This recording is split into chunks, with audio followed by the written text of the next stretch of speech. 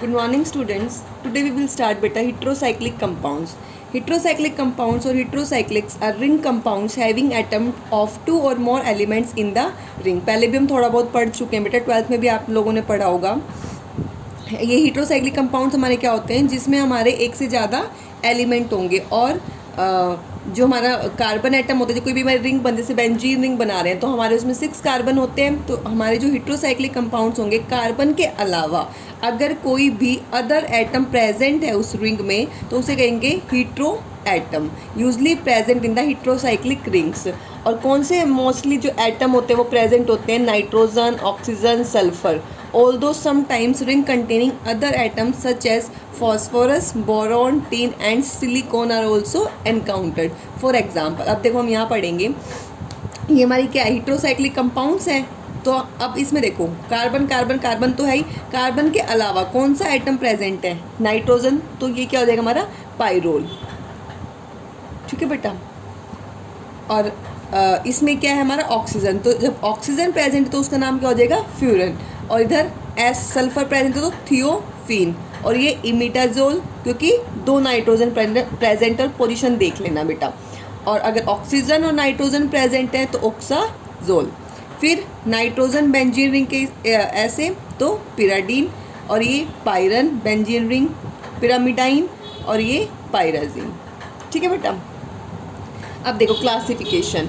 Heterocyclic compounds are usually classified on the basis of size of heterocyclic ring and the number of heteroatom present. तो ये heterocyclic जो compound है वो classify किए गए हैं किसके basis पे? size of heterocyclic ring and the number of heteroatom present. अब देखो इसमें क्या था हमारा? एक ही एटम प्रेजेंट था कार्बन के अलावा.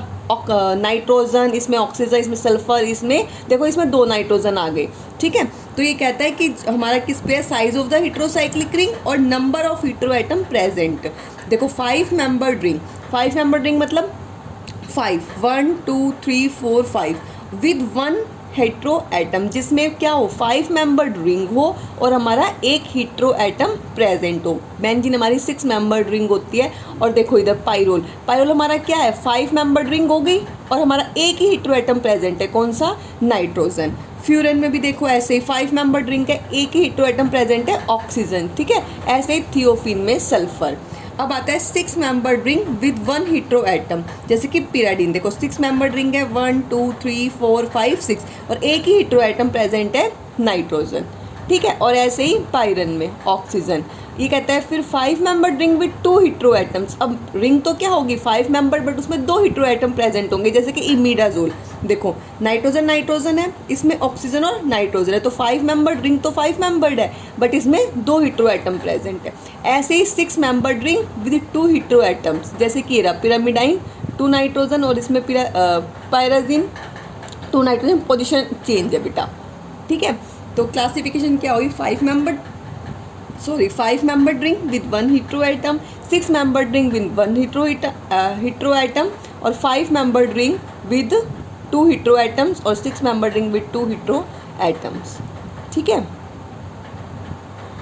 इतना समझ में आया. फिर ये कहता है heterocyclic ring condensed with the benzene ring. These are the condensed ring heterocyclic compounds.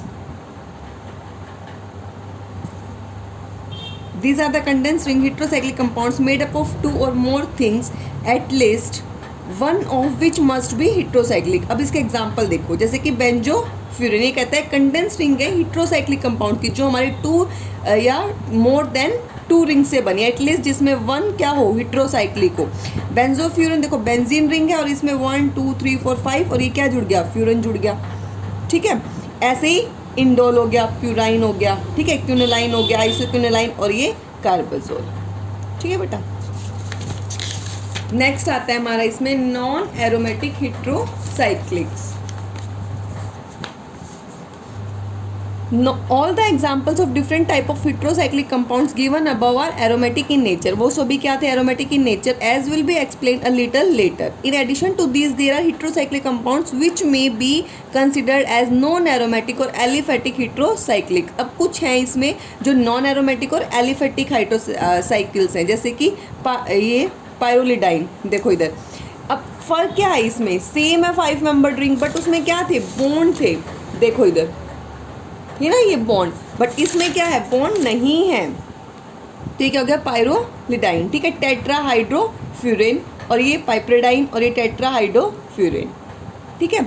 Nomenclature क्या कहता है heterocyclic compounds have over the years acquired some common names such those used above which have become very popular. However, IUPAC also adopted certain rule for naming heterocyclic compounds. IUPAC जो naming होती है बेटा heterocyclic compounds के लिए भी होती है, जैसे कि कैसे करेंगे अब इसमें, the size of the ring is indicated by the stem. Derived from the stem is a suffix which depends upon the unsaturated or saturated nature. Unsaturation और saturation का आप लोगों को पता ही है, whether the ring contains nitrogen or not. Heteroatom present in the ring is denoted by a prefix. The stem for rings of different size corresponding suffix for unsaturated rings only. The prefix for heteroatoms for 4 to 7 atom rings are given below. अब देखो अगर ring size क्या है 3 है और क्या है stem IR, अगर रिंग में दो इसने पॉसिबिलिटी बताई है अनसैचुरेटेड रिंग के लिए, अगर रिंग में नाइट्रोजन है और अगर रिंग में नाइट्रोजन नहीं है। अगर रिंग में नाइट्रोजन है तो हम क्या यूज़ करेंगे, इराइन, और अगर नाइट्रोजन नहीं है तो क्या फ़र्क है, सिर्फ ENE का फ़र्क है। सेकंड में देखो अगर रिंग साइज 4 है तो ETE अगर नाइट्रोजन प्रेजेंट है, अगर नाइट्रोजन प्रेजेंट नहीं है तो सिर्फ ET, ठीक है, E नहीं आएगा फिर, ठीक है बेटा। तो ऐसे ये 5 के लिए, 6 के लिए, 7 के लिए, ऐसे ही हीट्रोएटम। अब देखो अगर ऑक्सीजन प्रेजेंट होता है तो हम क्या यूज़ करते हैं, ऑक्सा, सल्फर होगा तो थिया, नाइट्रोजन होगा तो एजा, और फॉस्फोरस होगा तो फोस्फा, और बोरन होगा तो बोरा। प्रीफिक्स यूज़ करेंगे। प्रीफिक्स मतलब जो हम स्टार्टिंग में यूज़ करते हैं। जैसे कि एग्जांपल देखो, ये रहा ऑक्सीजन प्रेजेंट है, ऑक्सोल, ठीक है। अभी बताया था अगर सल्फर प्रेजेंट है तो थियोल, प्रीफिक्स पहले आ गया ना, ठीक है। तो ये हमारे IUPAC नेम कुछ, ठीक है बेटा, ये आप लोग पढ़ लेना। फिर आता है हमारा 5 मेंबर्ड हीट्रोसाइक्लिक। अब हम कुछ पढ़ेंगे structures of pyrrole, furan and thiophene. Pyrrole nitrogen, furan हमारा क्या हो जाएगा, क्या बताया था अभी, जिसमें ऑक्सीजन प्रेजेंट हो, ठीक है, 5 मेंबर्ड रिंग में, और थियोफिन हमारा सल्फर प्रेजेंट हो। अब देखो pyrrole, furan, thiophene have the molecular formula C4H5N, ठीक है, 1 2 3 4, देखो 1 2 3 4, यहाँ पे तो नाइट्रोजन आ ही जाएगा, तो C4H5 और N प्रेजेंट है, ठीक है। और हमारा किसमें, फ्यूरन में हमारा क्या जगह, वही C4H4O, इसमें एक H कैसे है, क्योंकि नाइट्रोजन के देखो H है, ठीक है। ऐसे ही थियोफिन में क्या, C4H4 और S, ठीक है। तो N पायरोल, फ्यूरन O, और थियोफिन sulphur. According to the above structures, these compounds should exhibit the reaction of conjugated diene and of an amine in case of pyrrole, and ether in the case of furon, और एथियोईथर in case of थियोफिन। तो ये कहता है कि इन structures के basis पे जो ये कंपाउंड्स है वो रिएक्शन शो करते हैं कंजुगेटेड डाइन की तरह, एंड ऑफ अमीन, अमीन किसके केस में, pyrrole, ether in case of furan, और thioether in case of thiophene. In actual practice, they have no doubt some tendency to undergo the expected reaction such an addition reaction. ये भी क्या करते हैं, हमारी tendency है कि ये क्या करेंगे, कुछ एडिशन रिएक्शन शो करेंगे, बट उसी टाइम पे एक एरोमेटिक करेक्टर और इलेक्ट्रोफिलिक सब्स्टिट्यूशन रिएक्शन भी दिखाएंगे। अब इलेक्ट्रोफिलिक सब्स्टिट्यूशन रिएक्शन कौन सी, जैसे कि हैलोजिनेशन, जो हम किसी भी हैलोजन की प्रेजेंस में करते हैं, नाइट्रेशन HNO3, सल्फोनेशन H2SO4, और फिर craft AlCl3, and even coupling with diazonium salt, ठीक है। Moreover, heat of combustion of these compounds indicate that their resonance stabilized to the extent 65 to 125 kilojoule per mole. These values are somewhat lesser than that of benzene. क्यों, क्योंकि बेटा benzene के जब हम इनके contributing structure बनाएंगे, resonance hybrid structure बनाएंगे, तो हमारे बेंजीन के कॉन्ट्रीब्यूटिंग स्ट्रक्चर्स ज़्यादा स्टेबलाइज होते हैं एज इनके कंपैरिजन में, ठीक है। इसीलिए इनकी क्या होती है, हमारी लेसर एनर्जी होती है। It is evident that the extra stability of pyrrole, furan, thiophin rings and their aromatic character cannot be justified in terms of structure given above. Therefore, approach the problem for molecular orbital as resonance points of view. First हम पढ़ेंगे आज structure of pyrrole, ठीक है। It has already been stated above, pyrrole का molecular formula क्या होता था अभी, C4H5N, जिसका क्या है, एरोमेटिक करेक्टर है और अंडरगो इलेक्ट्रोफिलिक सब्स्टिट्यूशन रिएक्शन, ठीक है, और कपलिंग रिएक्शन भी शो करता है डाइजोनियम सॉल्ट के साथ। इसकी रेजोनेंस स्टेबलाइज्ड किसके बराबर होती है, 100 kilo joule per mole as compared to 151 kilo joule per mole for benzene and only 12.5 kilo joule per mole for conjugated dance. तो कम हो गई ना। अब देखो, unlike amines and pyrrole lakhs basic character, it's practically neutral. क्या है इसमें basic character, क्या है, लैक नहीं है। These observations are not consistent with the dyne structure given above. Molecular orbital structure देखें तो इसका देखो ऐसे स्ट्रक्चर ऐसे ही तो बनाया था ना,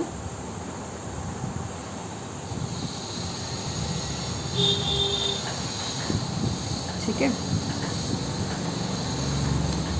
अब ये क्या कहते हैं,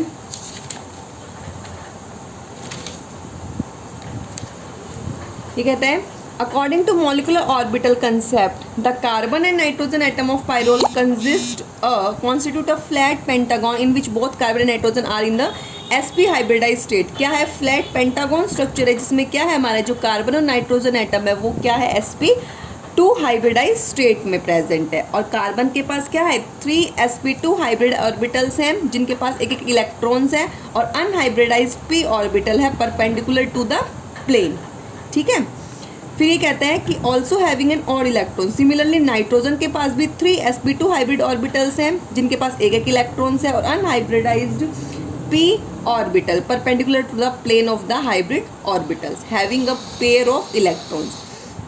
अभी तक मैंने क्या बताया कि जो कार्बन और नाइट्रोजन है दोनों ही sp2 हाइब्रिडाइज स्टेट में प्रेजेंट है बेटा।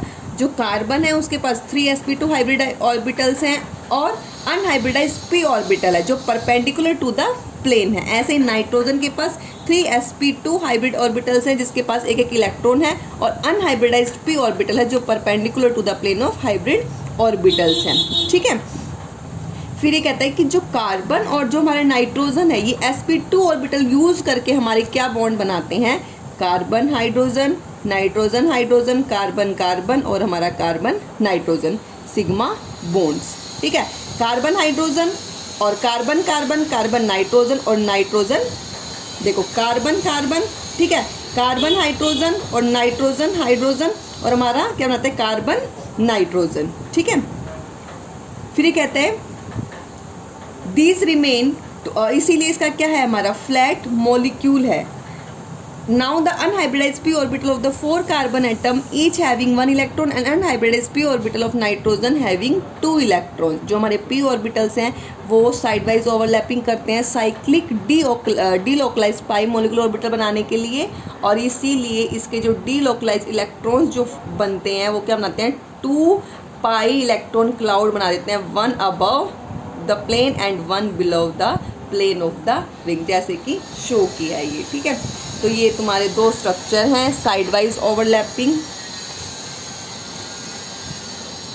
Overlapping of p orbitals and pi electron cloud above and below the ring, ठीक है। It is the presence of this electron cloud of 6 delocalised electron in accordance with हक्कल rule. हक्कल rule क्या था, 4n+2 pi electron rule, जो responsible है इसके stability और aromatic character के लिए, पायरोल के लिए, ठीक है। अब देखो इसका रेजोनेंस स्ट्रक्चर बना लेना बेटा, प्रैक्टिस कर लेना। बॉन्ड की अल्टरनेटिव शिफ्ट ही है इसमें। ये कहता है कि इसके रेजोनेंस जो हाइब्रिड स्ट्रक्चर है, कॉन्ट्रिब्यूटिंग स्ट्रक्चर है, उसकी resonance energy about 100 kilo joule per mole है।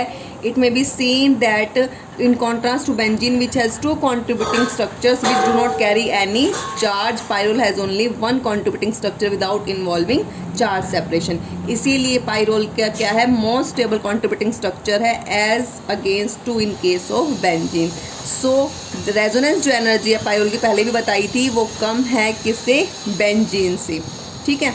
और जो इनकी बॉन्ड लेंथ है किसकी, measurement of bond length support the resonance hybrid structure of pyrrole. जो कार्बन नाइट्रोजन बॉन्ड लेंथ है पायरोल में वो 138 पिकोमीटर, ठीक है, या फिर 1.38 Armstrong which is much shorter than the carbon nitrogen single bond length that is 148 कॉमीटर, ठीक है। इसीलिए इंडिकेट क्लियरली इंडिकेटेड जो कार्बन नाइट्रोजन बॉन्ड है पायरोल में उसके पास सम डबल बॉन्ड करेक्टर है हमारा, ठीक है।